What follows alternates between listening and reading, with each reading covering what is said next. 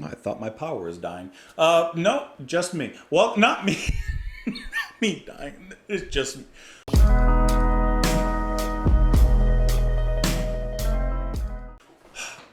Welcome back to the channel, guys. Welcome back. Thank you so much for being here. Hope you're having a lovely day. It is the last song that I am listening to and recording for the night, the last reaction we are doing. But that is going to be Audience.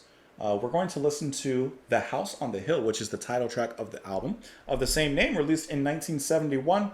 I have been begged, and asked and requested to do this track. Specifically, I've been asked primarily and requested to do this track by Mark Dyer, who has, for the past, it looks like 6 months. Listen, sometimes it takes time. The past 6 months has been writing nice, neat little paragraphs of what to expect, enticing me to want to listen to it. I always say, make me want to listen to it, sell it to me. I only have so many hours in a day. I got a bunch of albums and a bunch of stuff I'm trying to listen to, but I'm trying to pick out requests here and there and get to them as much as I can. Which, by the way, if you notice that, I've been putting out more videos than usually. Like, usually I do like 11 a week, you know, Monday through Wednesday, one video, Thursday through Sunday, 2 videos a day. I've been trying. I've been trying to do my best to do more, to get more out there as quick as I can. So yeah, Mark Dyer, thank you so much for the recommendation. Also, Mariad, you had recommended this as well, along with many others. John Ferreira, Brian9229, Vince, Lemming, you mentioned this one as well. Just a bunch of you. Tyler Vandergraff. Tyler, that's a cool last name. Anyways, many of you. And like I said, Mark, you have been like at the forefront of recommending this track recently, and you said that I'm going to pretty much love this. You said, why? Rhythm section. How about a drum solo using mainly brushes and a great bass player? No keyboards, except for a guest on a couple of tracks. I don't even want to read the whole thing. I just want to listen to the music. Let's go ahead and listen to the track. Here we go.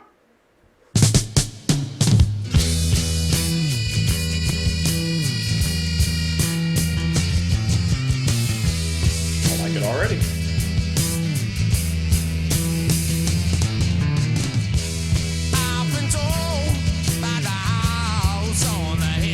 Okay. So big and old is a house on a hill. They say that there's a king rat that wears a judge's black cap, but I wouldn't go near that house on the hill.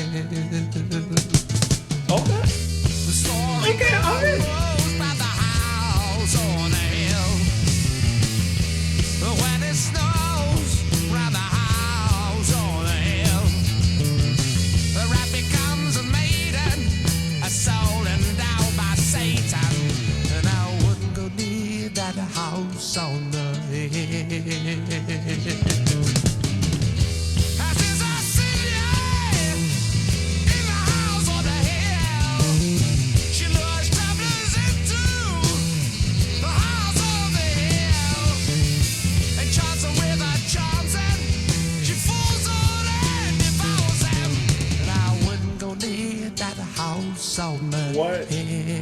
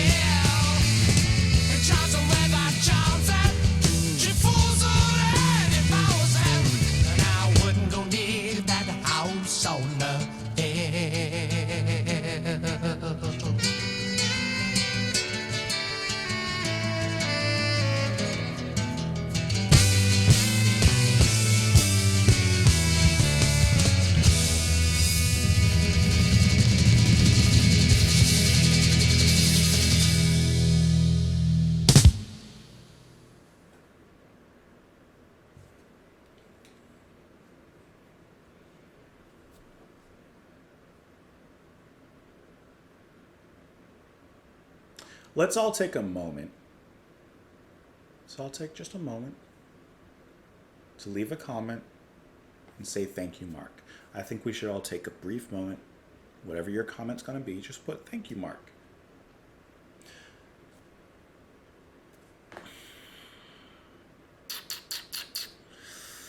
Jeez. That's good. That's really, really good. Wow. Was not expecting to end the night like that, and yet here we are. So before anything, let's get it out the way. I know that this is the last track on the album. I listened to the last track on the album before anything else. I'm just going with what's recommended to me. And listen, I don't feel the worse for it. That was amazing. That was fantastic. Was that the best thing I heard tonight? It's up there.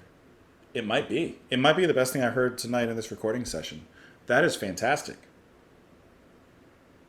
I don't even know where to start. All right, I guess I do know where to start.